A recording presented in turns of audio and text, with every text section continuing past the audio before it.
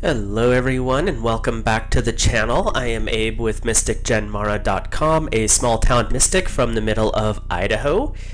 And tonight I want to introduce you to someone who, for the most part, doesn't fall into the category of occult and spiritual by any stretch, but he does bring us a fair amount of enjoyment this particular month in general, and that is Saint Patrick.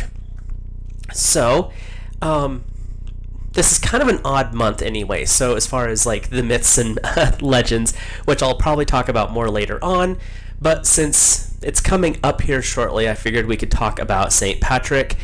The month of green beer, springtime, bunnies and leprechauns. Everybody's a little Irish and maybe more than just a little pagan this month. So, who is this saint that we always raise our green glasses of beer to in March? And why do we start celebrating in the way that we celebrate today? So what I found interesting as I was researching this gentleman is how old this particular saint and or legend goes back. This wasn't a recent one. This is actually long before what we would classify the church as in more modern sense as to what it would really be. And I am drinking some tea from one of the other YouTubers that I watch on occasion.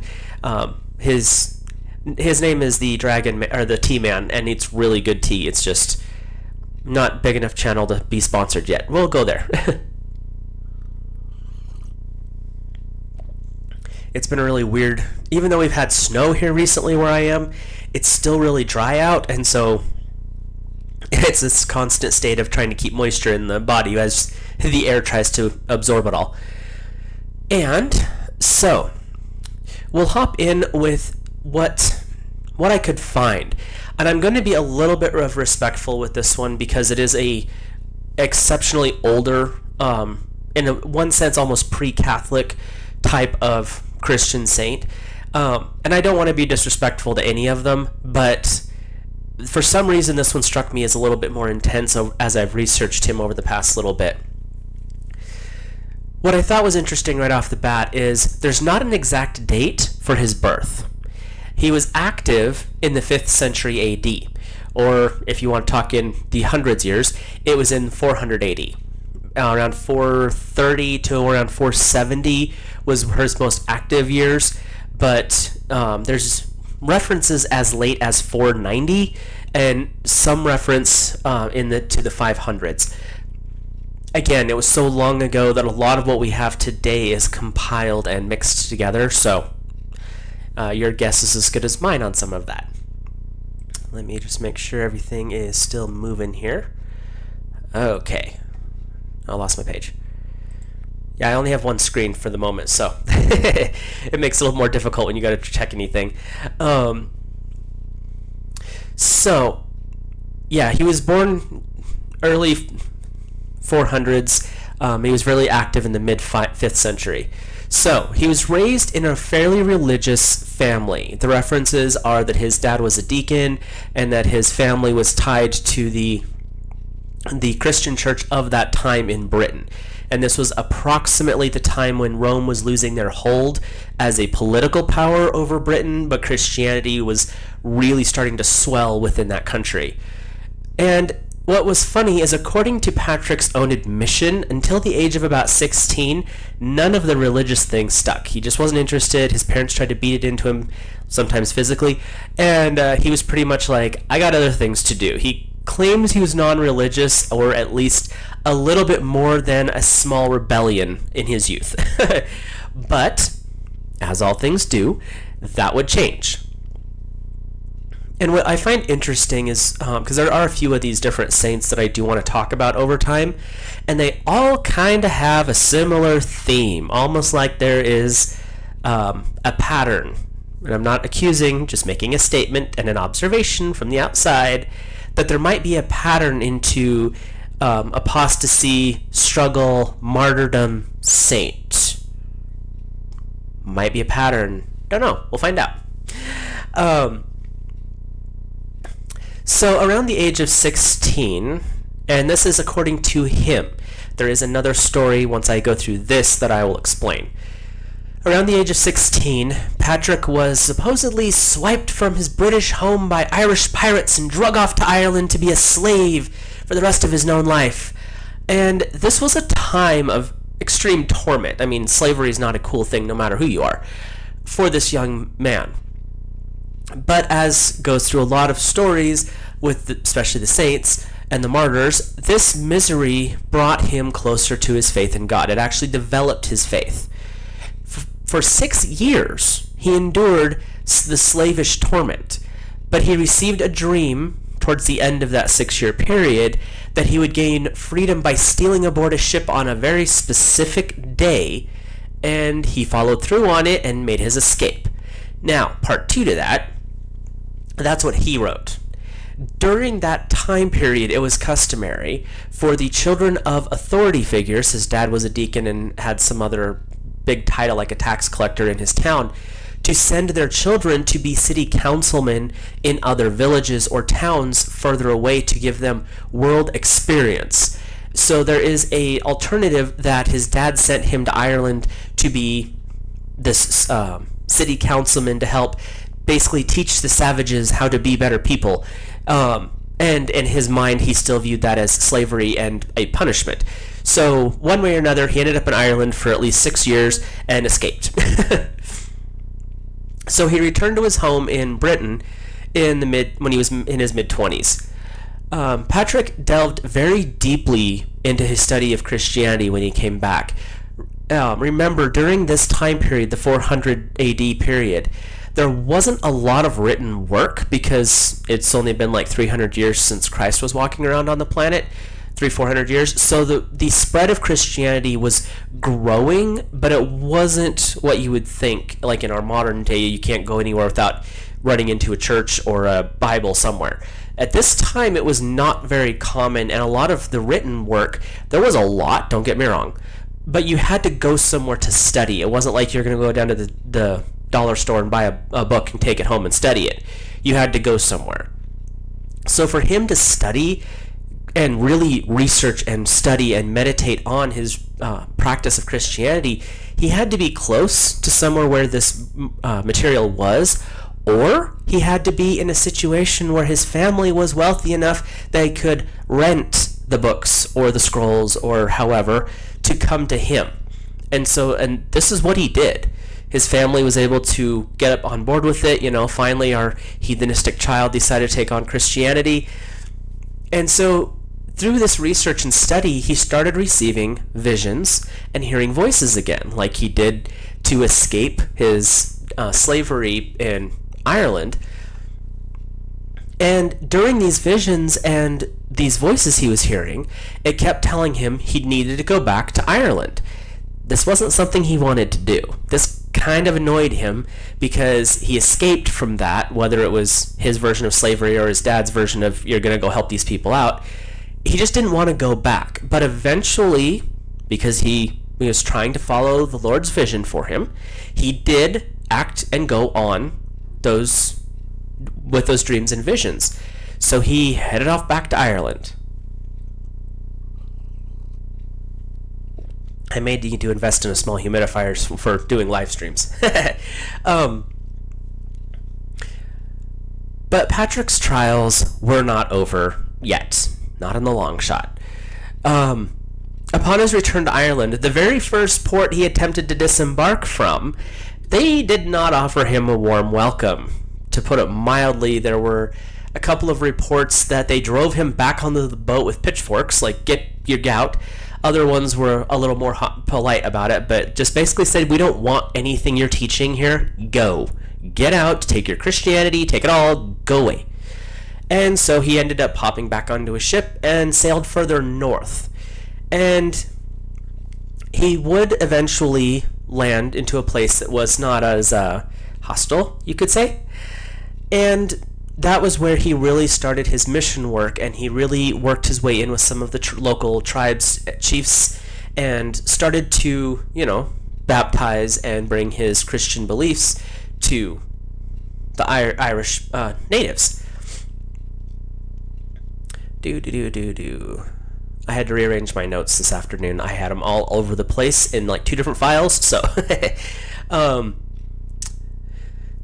so the funny thing with St. Patrick was, and this, again, this is something with the saints that always makes me scratch my head a little bit. You've had, and I'm not accusing, I'm just making a statement here. You've had between 1,500 and 2,000 years to organize the stories, and there's still a lot of myth and lore tied around loose ends that just kind of hang out, and this is where some of that ties into. He did a lot of really good work. He was a missionary, he baptized, he ordained multiple ministers throughout the country of Ireland, and he did a great deal of miracles, which I'll get into because some of those are interesting.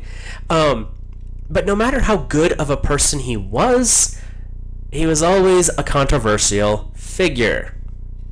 Shocker. This particular series of accusations, I've researched this for about 2 weeks now, and every time I come across these accusations, it makes me shake my head and go, what? How is this an accusation? How is this a problem? I'll let you judge, but so here we go. He was supposedly charged with the crime of financial impropriety. You're going to love this. For he refused it, accepting money for baptisms. He offered them for free, and that was a financial problem. For not accepting money to ordain priests. How is this financial impropriety? He was doing it for free, and people were furious with him. He turned back gifts and rewards that wealthy women were trying to give him, which in this one I don't see the financial impropriety. There's another form of impropriety that could be portrayed here, but not financial. Because in that time period, it was common to have your home priest, and it was the lady of the house that selected it. It didn't always mean that the confessional was for confessing sins, if you know what I mean. And I think he was trying to avoid that kind of impropriety.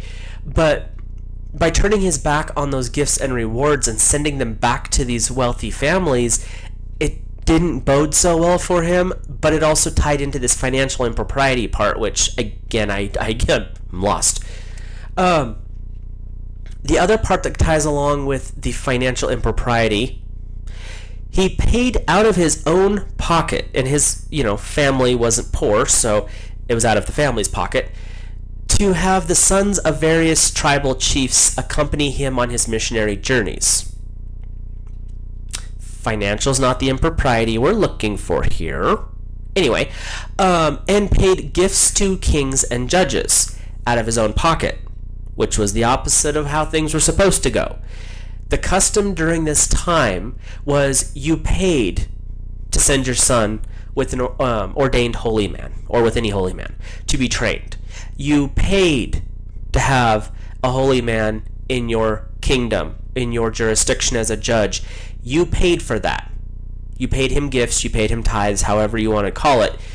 But he was doing the opposite, and it confused people and didn't go so well. Like I said, there was a lot of controversy around this man, which I found kind of intriguing when I look through it now, because you think of what we do with St. Patrick's Day to day, saving money is not how it rolls. Just throwing it out there. So the other thing with refusing gifts from kings and judges and lawmen, when Patrick refused those gifts, it put him outside of legal protections, you could call them, that would keep him safe from marauders and bandits and, in general, townfolk who thought he was crazy. But when he would say no to that money, which was also saying no to their protection and no to their blessing to move freely about his land, about the king, the judge, however's land, it basically pulled any protection that lord or lady would have had over him. But he didn't want the ties, because his belief and his faith was in Lord God above, not in some king sitting on a wooden throne.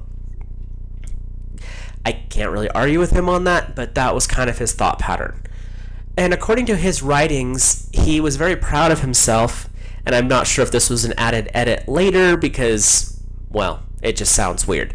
But he claimed in his writings that he was a walking martyr, and how he would describe this as he was robbed, he was beaten. At times he was placed in chains for up to 60 days, according to him. Some legends do back that story up, but then there's other writings from similar times that say that that never happened to Christian missionaries, especially not in Ireland. Again, it was almost 2,000 years ago. Your guess is as good as mine, and this is where some of that, what exactly is the truth, comes into play.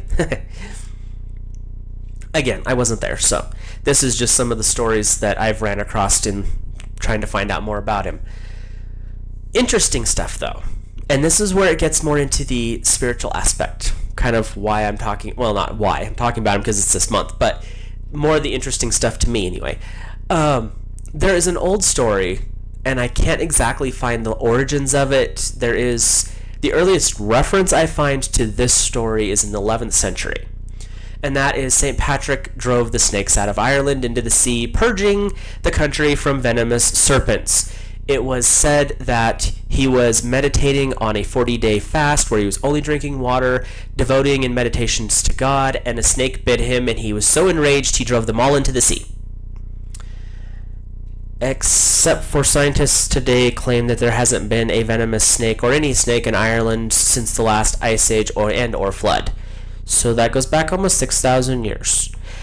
There is some controversial belief that the story of driving the snakes out of Ireland was tied to driving the pagans or heathens out of Ireland. But even according to his own writings, he didn't drive anybody out. He converted who he thought who would be willing to convert, but he didn't persecute anyone else. He lived his mission. So again, like I said, with a lot of things with him, there was a lot of myth and a lot of scratching your head. This is a fun one, this next one. It was claimed that St. Patrick raised people from the grave. One source says that, according to St. Patrick himself, he had raised as many as 33 men back from their graves. Those who had been dead for years, he brought them back to the vigor and health. But no reference to women. Not saying he didn't, but during that time, women just weren't as well recorded unless you were well up in status. Just saying. Another miracle that he had performed multiple times, according to legend, is when he would hear of people who were starving. The most popular of these was when there were some sailors who were traveling across dry land because they had to get from one port to the other, and there wasn't a ship around the island, basically. They were starving, and he'd heard about it.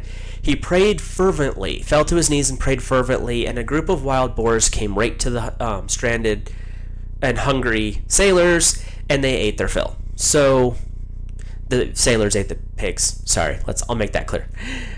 But computer's making noise. But those were some of his more interesting miracles that he wrote about himself, other people associated with him. Another fun one.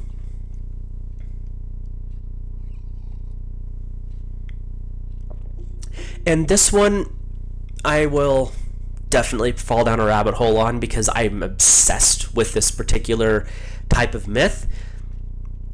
The people in Ireland at the time, even though they believed in a lot of the Celtic and Irish deities, including the entire clan of the Fae, didn't quite understand how the Trinity existed. It didn't compute to them.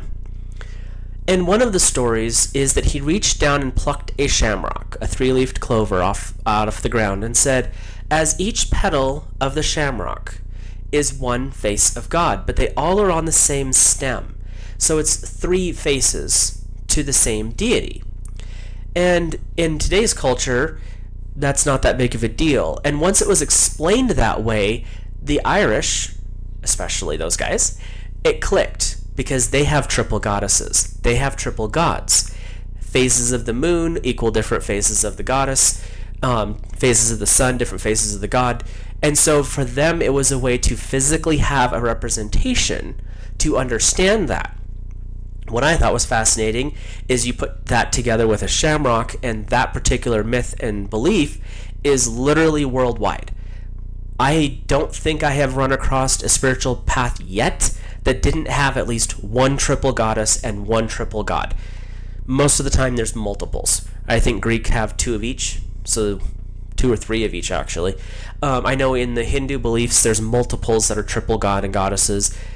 Native American customs have multiples that have triple faces.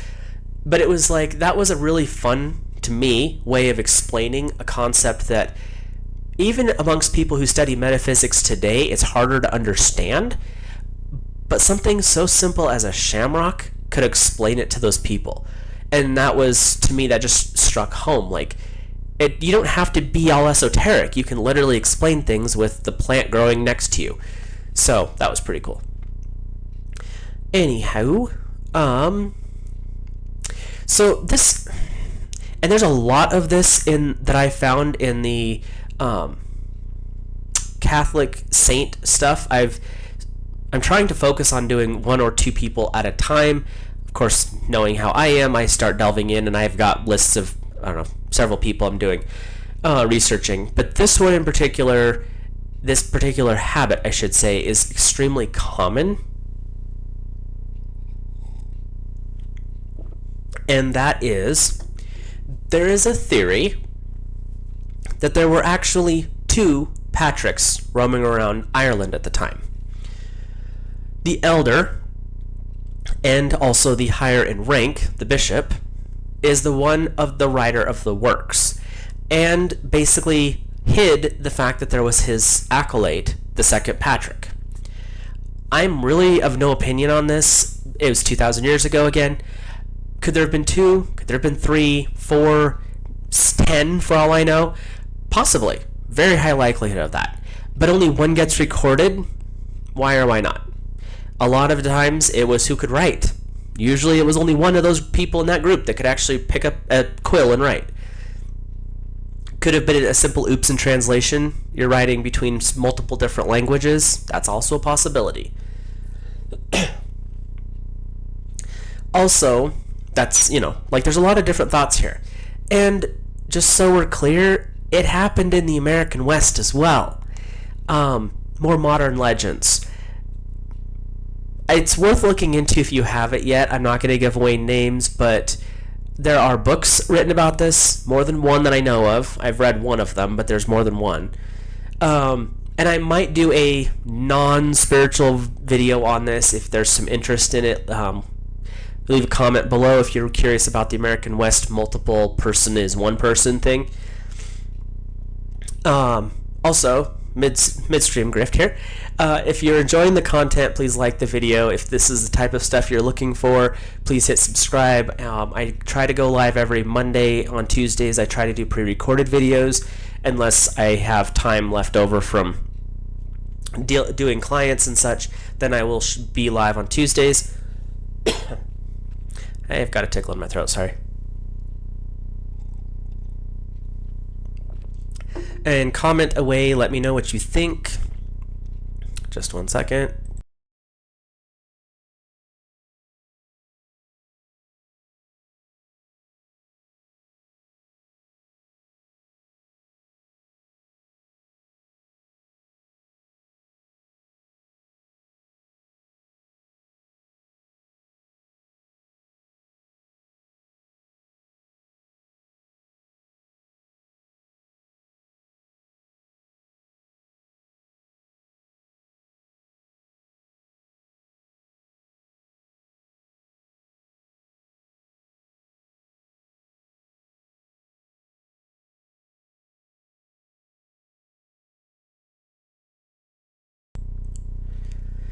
Sorry about that. Tea went down the wrong hole. But yeah, if you're interested in hearing more about the American version of more than one person but only one recorded in history, just drop a comment below and let me know.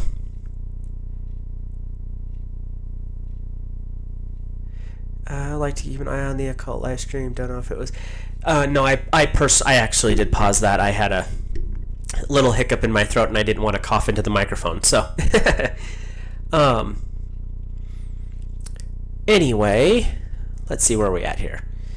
So let's look into how we ended up with the modern day March 17th green beer holiday, because looking over St. Patrick's life and his history and what he did, I can honestly say what we do today has nothing to do. I'm actually using... Oh, awesome. Thank you, Jonas. I'm using Streamlabs, which ties into OBS, but I'll have to check the filters. I'm still trying to figure some of that out. Noise surprise. Okay, I will look into that because I'm always learning. And of course, I lost all my paper.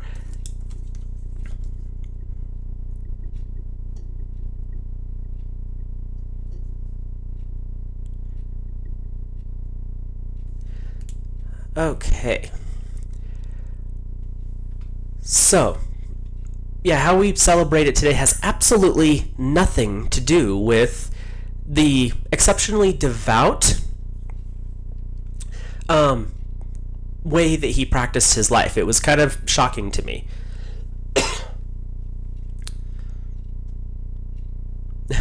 Thanks, I will keep that in mind. March 17th was the actual date of St. Patrick's death, according to all the legends going back all the way to the 5th century.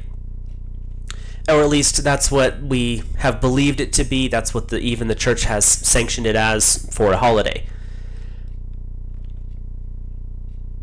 And I learned something researching St. Patrick. Before 1000 AD, give or take a couple of years,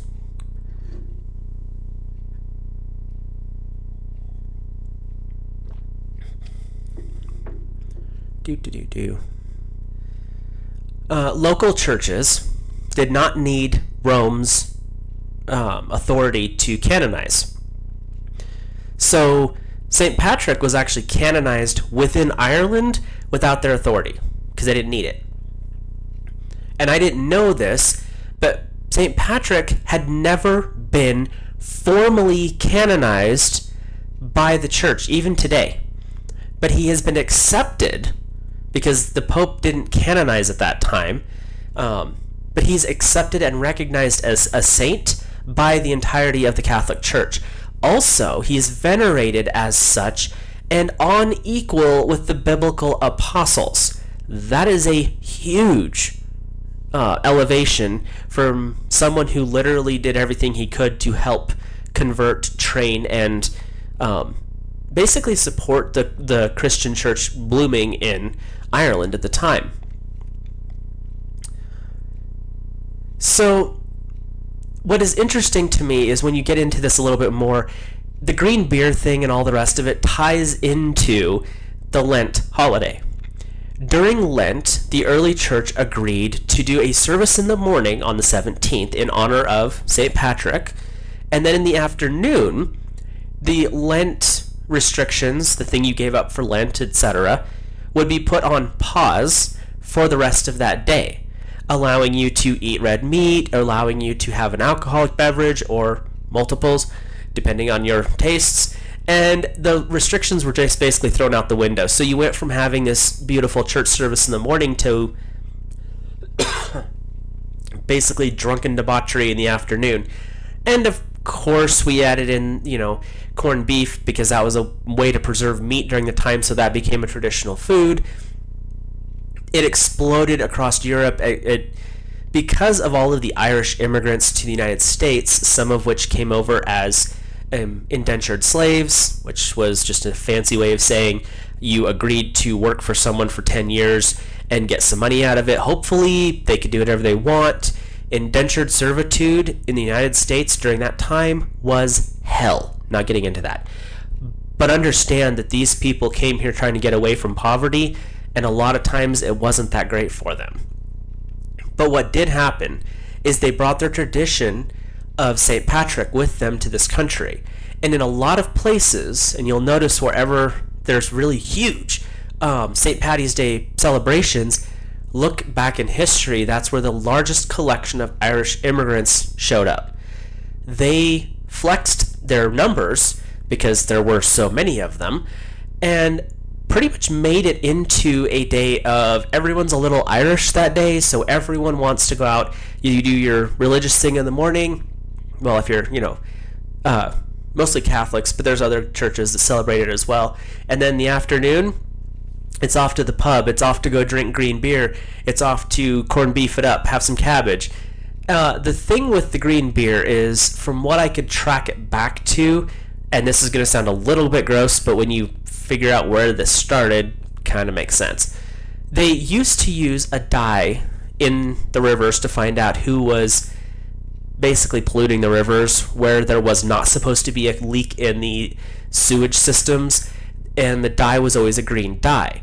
Well, it was harmless to the water, so some of the Irish people on St. Paddy's Day decided to start dumping the dye in the river, and I believe this started in either Boston or Chicago. I can't remember the exact.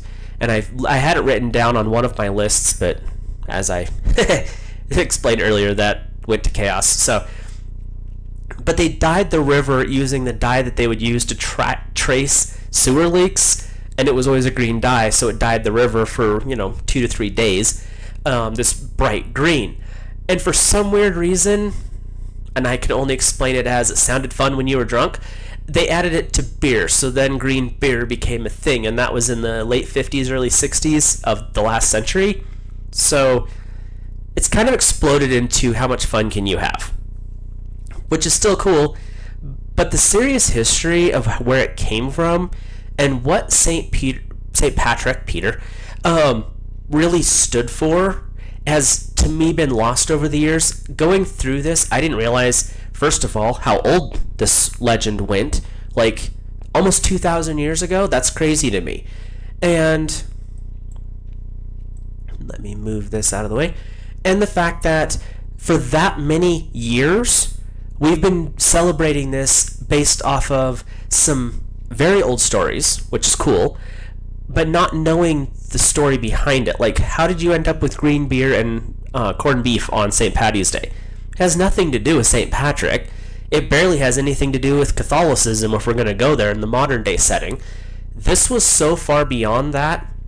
It was the local people of Ireland's way of venerating a bishop and a missionary that served the people there out of the goodness of his own heart, to basically spread his view of Christianity to help people understand and really kind of devote themselves to something higher than themselves.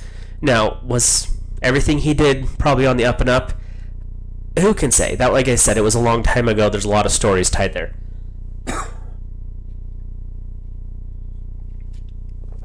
But there is a lot of history that goes along with that. And I scratched the surface. I didn't feel right about going through all of the stories in the Catholic, all of their research, because there's a lot there.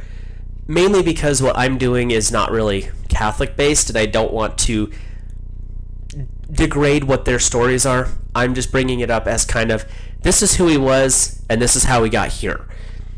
And I'm, like I said, I try to be respectful with what I do. Doesn't mean it's always going to be that way, but that's my goal. So, I do have an image of St. Patrick. Oops, wrong one. That's what we've turned him into, is that little guy. But leprechauns have nothing to do with the original story of St. Patrick. This is one of the more common pictures associated with St. Patrick as a saint who is blessing the people of Ireland. He is the patron saint of Ireland. He is, there's a couple other titles that I wrote down here. Let me find my paperwork because I just closed it.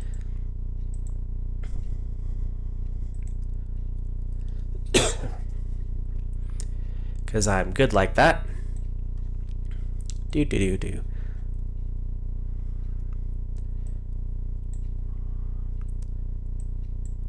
Yeah, he is the Apostle of Ireland, the patron saint of Ireland, and his veneration has been compared to, and I've said this before, but I just think it bears repeating because of who he was and how he lived his life. He was venerated equal to the biblical apostles, which is a pretty big thing to be compared to, especially in our modern times, when unfortunately we have allowed ourselves to be torn away from our spiritual practices and put at war with each other. He didn't go to war with anybody in Ireland, and not according to any of the myths or legends. There are a few stories where he was driving the pagans out, but that's not even from their history does it say that. So he was there teaching and explaining and showing the truth and the blessings of the way he interpreted Christ's writings. That's pretty cool. So just something to think about. Yeah, I mentioned the snakes before. The story went that he drove the snakes out of Ireland has been the main legend. Let me bounce back here because I did have that out here a second ago. And the story always, that's what I always thought it was, is that he drove the snakes out. And then as I started studying into the occult, I started finding that there was a fringe belief that it was driving the pagans out of Ireland. But the story goes, and this is what the biographers have said about him, he was meditating on a hill for 40 days, only having water, really trying to connect into God and understanding what his mission was, and a viper bit him on the leg, and he came out of his meditation in a fury and drove all of the snakes out of Ireland back in the 480s.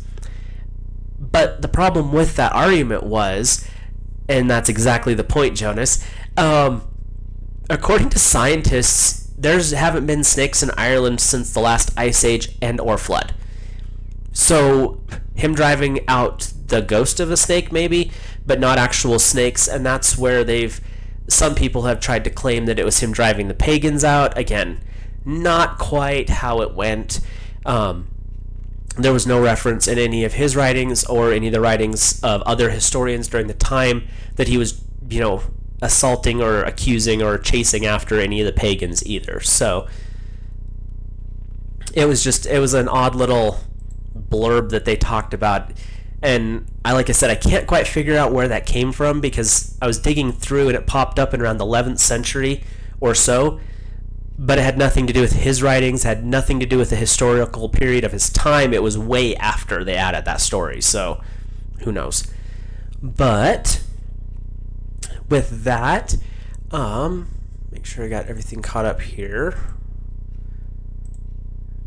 Okie dokie. Thank you for swinging by, Jonas, and anyone else I didn't catch, because I can't quite tell with Streamlabs if they pick up everything on Odyssey or not. So if you're on Odyssey, I do appreciate that. Thank you for showing up. I will be back on. Well, and that's what I couldn't find a reference to is a metaphor for something else, but there's not really anything that I could find tied to it. No, you're totally fine. I like to read chat, so it's it's a bad habit of mine. But like I said, I'm not really sure what the other thing is. I'm gonna look into it a little bit more, but I've got a couple of other projects I'm working on. So I will be live again next Monday, and we will be talking myth and tarot. So we'll be talking about something from a mythological creature or a group of creatures, and then reading a simple tarot read for that group, just kind of for fun. And then on tomorrow, I'll either upload a video or I'll do a live stream. I haven't quite decided yet. But if you enjoyed the video, please drop a like on it. Thank you for any comments, even criticisms, as long as they're respectful. I think we can all use more respect in our world today. And please subscribe, because that's always awesome. And if you enjoy this video and think someone else might enjoy it, please share it away. And I will talk to you guys at a future stream, and I hope you have an awesome night.